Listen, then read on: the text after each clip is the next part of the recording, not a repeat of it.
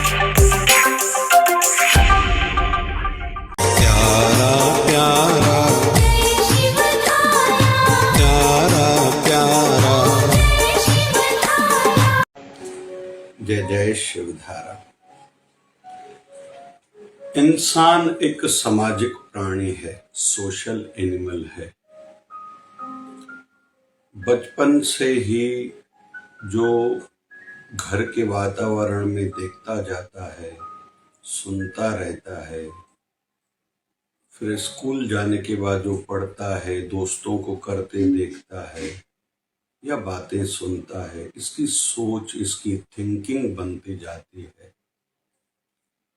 और आधे से ज्यादा तो जीवन इसी पर आधारित रहता ही है, जो बाल्यकाल में, बचपन में हमने सुना, देखा, सीखा या समझा।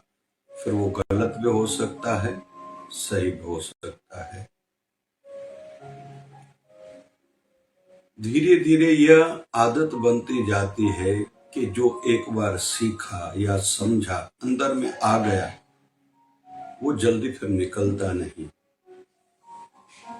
और घर परिवार में, दोस्तों में ऐसी चर्चाएं चलती है कि एक बार जो अच्छा समझ लिया तुमने क्यों उसको भुला दिया, क्यों छोड़ा।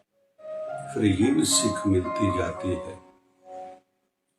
लेकिन कहीं कहीं बाल्यकाल में, बचपन में यह नहीं समझना रहता है, समझ में नहीं आता कि क्या सही है, क्या गलत है। और वैसे भी कहते हैं हम या हमारी सोच, जो हमारे क्लोज हैं, 5 हस्तियां, व्यक्ति, इंसान, उसमें कोई भी हो सकता है। हमारा माँ बाप, फ्रेंड सर्कल में जो क्लोज फ्रेंड हैं, जीवन साथी, जिनके साथ उठना बैठना है, हम उन 5 का सार रहते हैं। उनका प्रभाव, उनका इम्पैक्ट हमारी सोच पर, मन पर, आदतों पर, जीवन गुजारने पर रहता है। इसको जितना हम लोग सहज में लेते हैं, हाँ ऐसा तो होता ही है, क्या इसमें गलत है, उतना ही नुकसान होता है। जितना इस संदर्भ में जागृत रहेंगे, उतना ही जीवन का उत्थान होगा। इसलिए कोई हमें अपनी गलती का एहसास दिलाने का सोच रहे हैं, मतलब सिखा रहे हैं आप यहाँ गलत हो, तो उसको फीडबैक के रूप में लेना चाहिए, ना कि हम उसको बुरे तरीके से लें कि कोई नीचा दिखा रहा है हमारी बेच, जिनके माध्यम से अपने कॉन्फिडेंस को बढ़ाते रहें।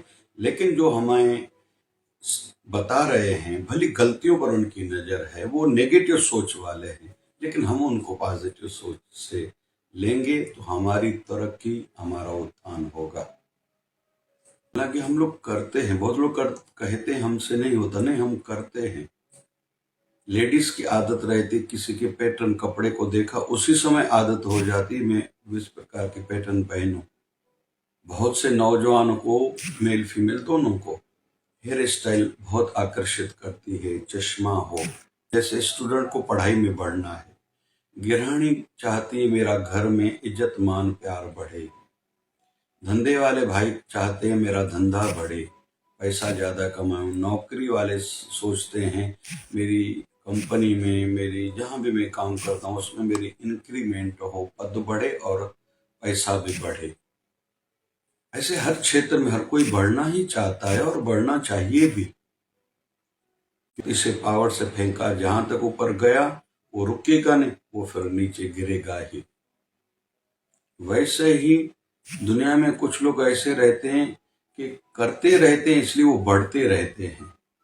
कुछ लोग फिर करना छोड़ देते तो नीचे नीचे उनकी धीरे धीरे गिरावट होनी शुरू होती है। फिर पता नहीं क्यों उनको जहन में आता है, कोई समय था लोग मेरा कहना मानते थे, मेरी इज्जत करते थे, मेरी इनकम सोर्स बहुत हुआ करती थी, मेरी साधना बहुत हुआ करती थी। अभी साधना में आप बैठते नहीं हो, आप सत्संग कथा प्रवचन में, संत सानिध्य में जाते नहीं हो। यहाँ आपसे भूल हो रही है, इसलिए आपकी गाड़ी पीछे जा रही है। जो पहले अंदर में सेटिस्फिकेशन थी, शांति थी, संतोष था, धैर्य था, भरे हुए रहते थे, तृप्त रहते थे, अभी खोखलापन आ गया। क्यों? क्योंकि आपने अच्छाई सच्चाई की मार्ग को छोड़ दिया, धर्म को छोड़ दिया, गुरु दरबार को छोड़ दिया है, सिमरन भजन ध्यान को छोड़ दिया, इसलिए ये हो रहा है। अभी भी कुछ नहीं बिगड़ा, अभी से करना शुरू करो। तो इसलिए हमें आगे बढ़ना है। हम जो सोचें एक बार या समझ लिया, कहीं से सीख लिया, अच्छी बात। संसार में भी जहां बढ़ना है और आध्यात्मिकता में, रूहानियत में भी जहां बढ़ना है, जो सीखा उसी समय अपना ले। अगर नहीं करेंगे तो रुकी हुई रहेगी गाड़ी, फिर पता नहीं जीवन की संध्या कब हो जाए। ऐसा ना हो कि हम जो कर सकते थे, जो जानते थे, जो पा सकते में आदत, पूरा जिंदगी केवल समझने में बहुत लोग समय गवा देते हैं, करते नहीं है। घर परिवार में भी छोटी छोटी आते हैं, जल्दी से अपना लें। छोटे छोटे हाथ से काम करना, सबसे हंस के बात करना, थोड़ा समाचार लेना, कुछ देना, आदान प्रदान विचारों का, जीवन साथी, बच्चे अपने माँ बाप के साथ बैठे, बड़ों का धर्म है, बच्चों से थोड़ी देर बैठे। हमारे यहाँ शिवधारा आश्रम में हर अमावस्या के पहला वाला जो रविवार रहता है उसको साहो आरवार बोलते हैं। बहुत लोग आते हैं, उस दिन विशेष सत्संग रहता है सुबह का, फिर दुख भंजनी स्नान होता है, फिर शंकाओं का, दुखों का उपाय बताया जाता है, समाधान किया जाता है, और रात्रि को विशेष भजन और भोजन। बहुत लोगों को नई नई अनुभूतियां होती हैं। बहुत लोग आते हैं, नए नए लोग अनुभूति बताते, मुझ पर ये कृपा हुई, ये दुख दूर हुआ, ये मनोकामनाएं पूर्ण हुई। इन्हीं दिनों में मैं गया था सूरत, कथा थी, तो लेके जाते हैं जो विशेष देते हैं उस दिन, जो पहले रविवार की चर्चा चल रही, लेकिन बाहर गांव तो नहीं जाते उस दिन, तो लेके जाते हैं जो विशेष देते हैं। तो कईयों ने अनुभूति बताई कि पिछले साल आपने इलायची हम लोग देते हैं, सदगुरु बाबा शिवभजन जी भगवान की ओर से लोगों को, निसंतान वालों को संतान होती है। एक साल में किसी को बच्चा हो गया, ऐसे कई लोग मिले। एक माता ऐसी मिली जिनको 13 साल के बाद कृपा हुई, संतान हुई। एक को तो 22 साल के बाद भी संतान हुई। तो ये अनुभूति हमने सुनी ना, हमारी भी आस्था बढ़ेगी कि शिवधारा वाला बाबा सब पर कृपा करता है। जो रोज आते हैं दर्शन हेतु, थोड़ी सेवा करते हैं, दीपदान करते हैं, उन पर तो जैसे चमत्कारों की बौछार है, इतनी अनुभूतियां उनके पास हैं। अभी सुना तो करने में देरी नहीं करें। जो दुकानदार, धंधे वाले भाई ग्राहक के साथ मीठा बोलेंगे, अपनापन का रिलेशन रखेंगे, उनका धंधा बढ़ेगा ही। हमने सुना, अभी करने में देरी नहीं करें। जिनके शरीर में रोग बहुत है, एक काली मिर्च ओम नमः शिवाय बोलते हुए शिवलिंग पर चढ़ाएं, और जल भी घर से लेके जाएं, जल भी चढ़ाएं, दुख दूर होंगे। अभी पता चला, लेकिन करने में देरी नहीं करें। बहुत से लोग सोचते रहते हैं, स्टूडेंट्स पढ़ाई नहीं कर रहे या याद ही नहीं पड़ता, तो थोड़ा सरसों में थोड़ा सेंधा नमक डाल के पैर के तलवों पर बच्चों को रात को लगाएं। ऊपर के केंद्र खुलने लगते हैं, खुद ही उनको स्मरण शक्ति, याददाश्त। श्वास को अंदर जाते हुए अनुभूति करनी है, कमर सीधी करके, लेकिन वो श्वास नाभि तक अनुभूति करें। फिर श्वास को रोके, फिर वही श्वास धीरे धीरे बाहर आ रहा है उसको महसूस करें, नासिका तक बाहर श्वास निकले, अनुभूति करें, श्वास को रोकें। सिंपल टेक्निक है साधना की, ध्यान की, एकाग्रता शक्ति, कंसंट्रेशन पावर बढ़ाने की, मेमोरी पावर स्ट्रांग करने की, शांति पाने की, मोक्ष की ओर बढ़ने की, और खुद का कॉन्फिडेंस बढ़ाने की सिंपल विधि है, टेक्निक है। अपनाएं, देरी नहीं करें।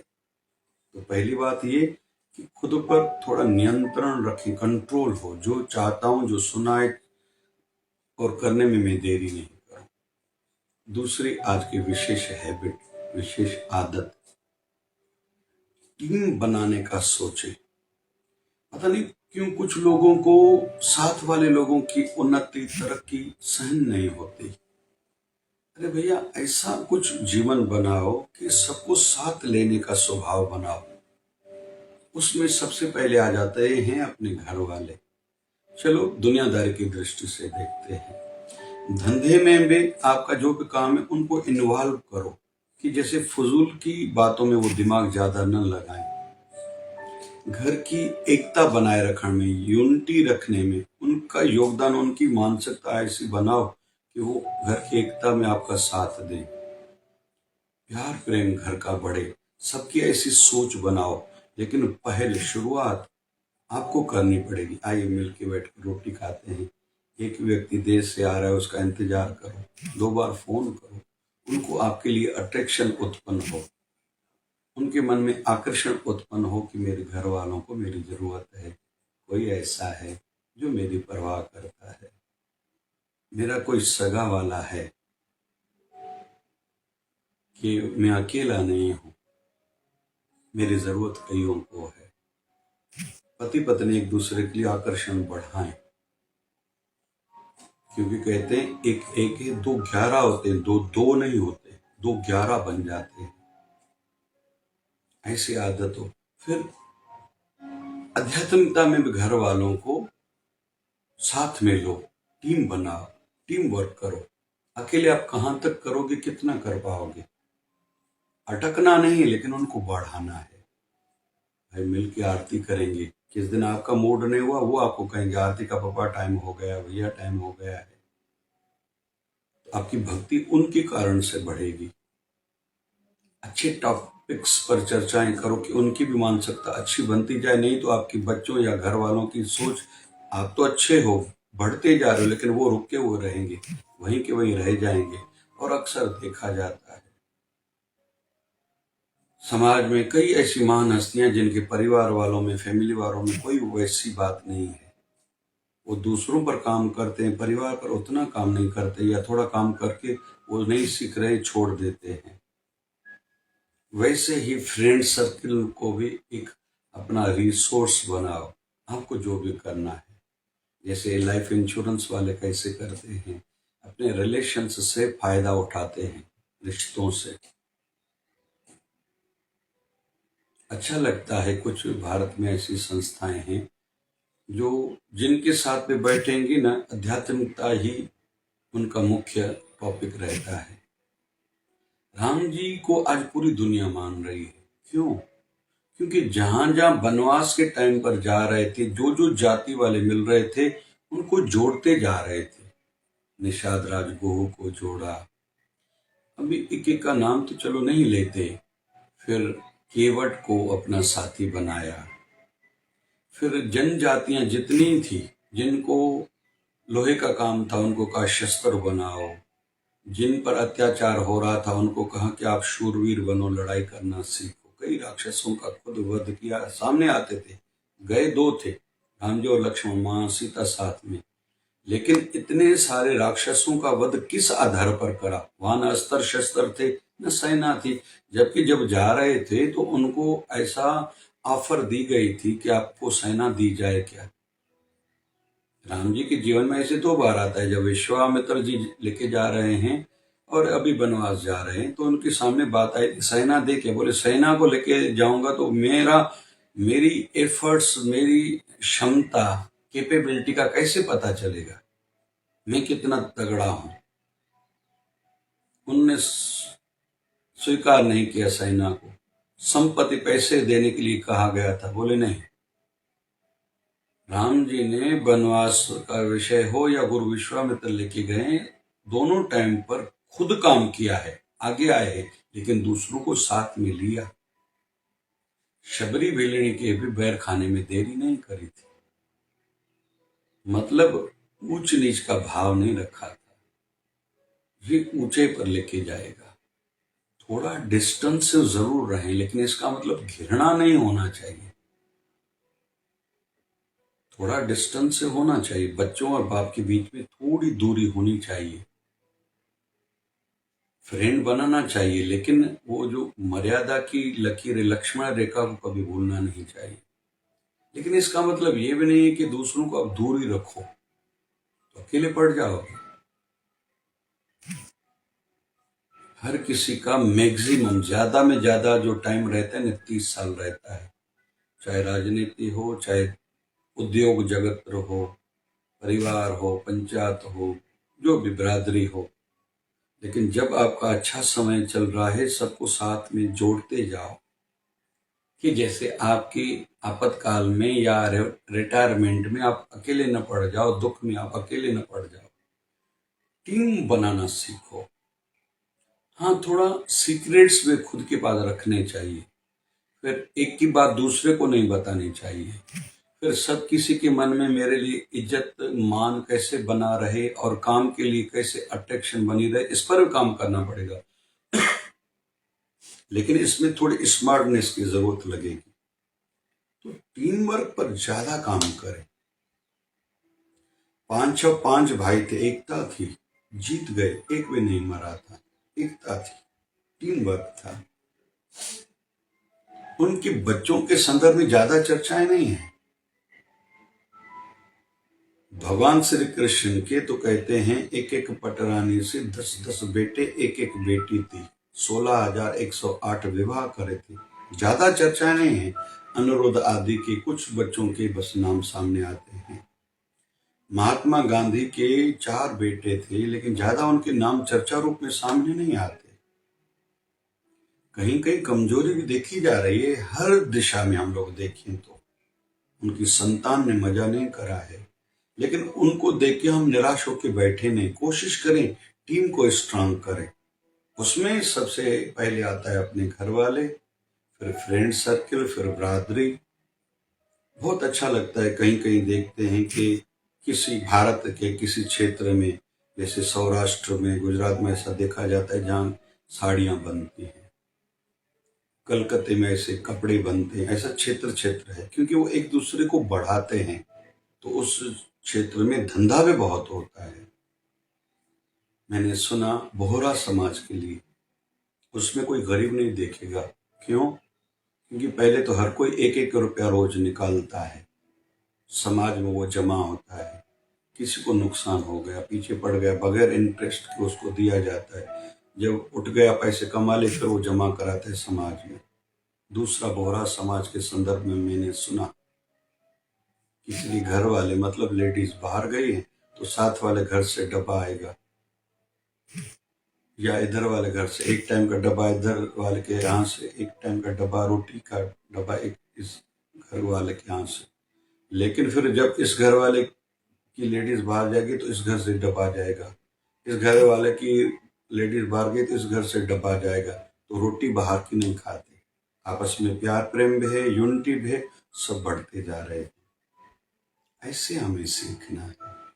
टीम जितनी मजबूत होगी, बहुत से देशों में देखा जाता है वहां की जनता में देश प्रेम बहुत है, लेकिन कहीं कहीं देखा जाता नहीं है।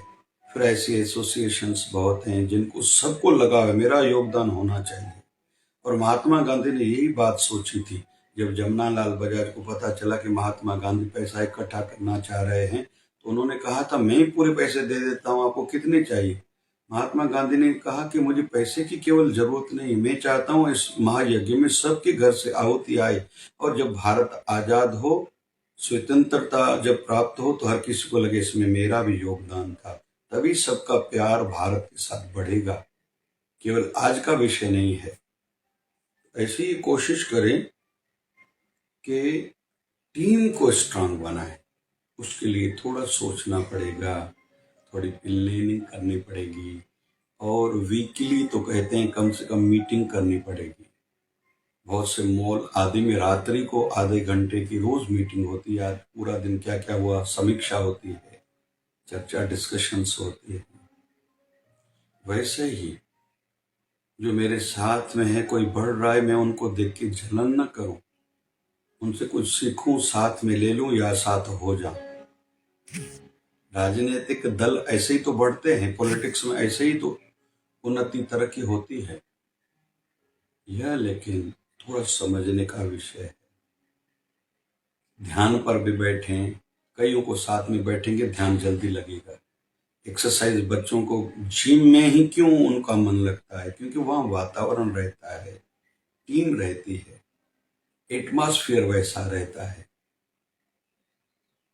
ऐसे घर में भी एटमॉस्फेयर बनाएं, फिर रिसोर्सेज बहुत हो जाएंगे। कभी कभी कुछ बच्चों के कारण बड़ों के माता पिता के आपस में रिलेशन बनते तो धंधे में उन्नति होती है या एक दूसरे के रुके हुए काम होते हैं। ऐसे ही आध्यात्मिक स्थानों पर भी जाएं तो प्यार प्रेम वाला स्वभाव हो, नम्रता वाला स्वभाव हो, सबके साथ जुड़े लेकिन सबको साथ में लेके चलेंगे तो अच्छा रहेगा। तो आज 2 विशेष हैबिट्स, एक खुद पर थोड़ा कंट्रोल बढ़ाएं, कॉन्फिडेंस बढ़ाएं, जो मैंने चाहा या समझा या ठान लिया अभी करना ही है, उसमें आलस्य नहीं होगा और इग्नोरेंस नहीं होगी, देखा अनदेखा नहीं, बहाना नहीं चलेगा। मैं दूसरों को दोषी नहीं मानूंगा, मेरा फायदा भी मेरे कारण है, मेरा नुकसान भी मेरे कारण है, मेरी तरक्की भी मेरे कारण है, मेरी फेलियर का कारण भी मैं ही हूँ, ठीक भी मैं ही करूंगा। लाभ लेने वाले तो कई से लाभ प्राप्त करते हैं। राम जी ने लक्ष्मण को कहा था, मरण अवस्था में पड़ा है रावण, जाके सीख के आओ। तो रावण से सीख के आया था लक्ष्मण। रावण ने कहा था, मेरे मन में था मैं समुद्र के पानी को मीठा करूं, कर सकता था, मैंने आलस्यवश नहीं किया, करके जाता था तो अजर अमर हो जाता था, दुनिया याद रखती थी। मैंने आलस्य करा, तुम आलस्य नहीं करना। मुझ में शक्ति थी कि मेरे मन में इच्छा आई सोने में खुशबू भरूं, कर सकता था, नहीं किया, करके जाता था। तो जो जो सोने की अंगूठी नेकलेस आदि पहनता था तो उसको खुशबू आती थी, मुझे याद करते थे, मैंने ऐसा नहीं किया, तुम ऐसा नहीं करना। मेरे मन में इच्छा थी मैं धरती से स्वर्ग तक सीढ़ी बनाऊं, कर सकता था, रोज सोचता था, कर नहीं पाया, पर मैंने आलस नहीं किया। करता था तो अजर अमर हो जाता था, दुनिया याद रखती थी मुझे, लेकिन तुम ऐसे नहीं करना। मतलब किसी को भी रिसोर्स हम बना सकते हैं। तो जो भी करना है समझ लिया तो करने के द्वार कई देखने में रास्ते आएंगे। जिसको करना ही नहीं है, सोचना ही है, केवल आलस ही करना है, केवल बहाने ही बनाने हैं, दूसरे मुझे बढ़ने नहीं दे रहे, बस यही सोचते रहते, वो रह जाएंगे। और दूसरा हमने सीखा, टीम वर्क बनाए, ज्यादा से ज्यादा लोगों को खुद से जोड़े, साथ मिले, उनको समझें और समझाएं, खुद भी बढ़े, उनको भी बढ़ाएं। भक्ति में भी ऐसे करें, बैठे साथ में। आजकल तो टीवी का माध्यम है, हमारा शिवधारा का सत्संग कई नगरों में अभी होने लगा है, टीवी पर चलाते हैं, बैठते हैं, बाद में वो सत्संग क्लिप सुनी, फिर आरती करी गुरुदेव की, शिवधारा अमृत पाठ करा और समापन हो गया, सबको लाभ होता है। तो ऐसे हर दिशा में स्टूडेंट्स मिल बैठ के ग्रुप्स में पढ़ाई करेंगे, डिस्कशन करेंगे, जल्दी उत्थान होगा। जलन न करें। बस आज ये प्रभु दया से हमने 2 विशेष आदतें सीखी। सदगुरु स्वामी शिव भजन जी महाराज कृपा करें, ऐसे ही हम में आते आए, खुद भी बढ़े, दूसरों को भी बढ़ाएं और खुद पर नियंत्रण बढ़ाएं। जय जय शिवधारा। प्यारा प्यारा प्यारा प्यारा